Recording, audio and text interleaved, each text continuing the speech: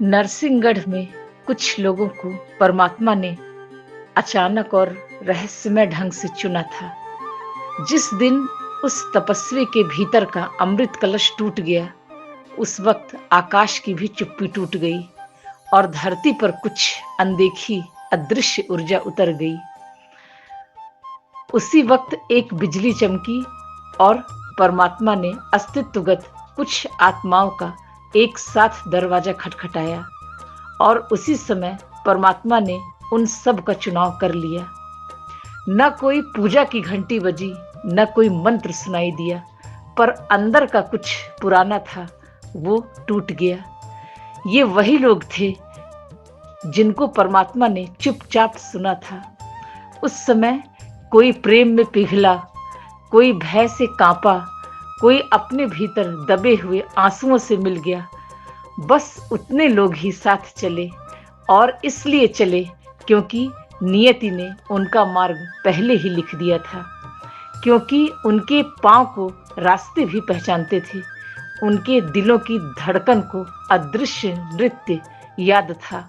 वे सब इकट्ठा हुए क्योंकि उनका आना लिखा हुआ था। अस्तित्व ने उन्हें उस तपस्वी के सामने इसलिए लाया कि उनकी यात्रा उस तपस्वी की ऊर्जा के आग से होकर ही गुजरेगी और वही मार्ग उनको अंतर यात्रा पर ले जाएगा।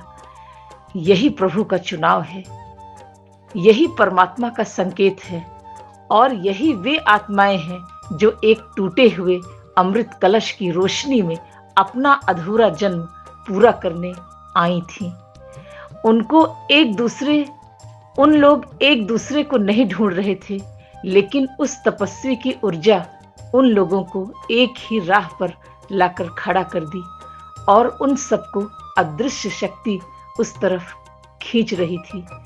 जब विरोध उठा, समाज की छाया दहाड़ी, जब पीड़ा की आंधियां चली, तब भी उन लोग नहीं रुके, क्योंकि जो लोग चुने हुए होते हैं उनको राह ढकेलती है और चुंबक की तरह खींचती है। क्योंकि जब परमात्मा चुनता है तो वो केवल प्रेम और सुख के लिए नहीं चुनता है, वो परिवर्तन भी मांगता है। और वो लोग ही चुने जाते हैं जिनकी आत्मा में पूर्व जन्म की अधूरी यात्रा, और वो सभी लोग प्राचीन समय से ही साथ साथ चल रहे होते हैं। ऐसे ही लोगों का चुनाव होता है, और वो सभी आत्माएं जो वर्षों से ही अपने भूल भुलैया में भटक रही थीं, जिनके भीतर एक सूखा बीज था जो बारिश की प्रतीक्षा में था, और वो आत्माएं किसी अंधेरी गुफा में बैठकर मौन प्रतिज्ञा ली थी कि अब अगली बार कोई दिव्य ऊर्जा पुकारेगी, परमात्मा की कोई पुकार फिर से होगी, तो वो सभी लोग फिर से लौट आएंगे। और परमात्मा ने उन्हें सुन लिया, और वो सब एक अनदेखे धागे से खींचकर आए थे, जैसे हवा ने उनके नाम पुकारे हों। इस जन्म में मुक्ति के लिए ही पुकारा था, और अज्ञात शक्ति उनके हृदय में एक दीप जला दिया हो, और वहीं से कुछ लोग प्रेम में डूब गए, कुछ लोग टूटकर बिखर गए। किसी के अंदर कोई स्मृतियां जाग उठी, जैसे किसी ने उनके जीवन में पूर्व जन्म का मृदंग बजा दिया हो। परमात्मा ने उनको इसलिए चुना कि उनकी नींद टूटे, उनका भ्रम टूटे, और वो सभी जागरूक हो जाएं। और जब अमृत कलश टूटा तो इतने ही लोग क्यों चुने गए, ताकि वो उस महान दिव्य ऊर्जा के साक्षी बन सकें।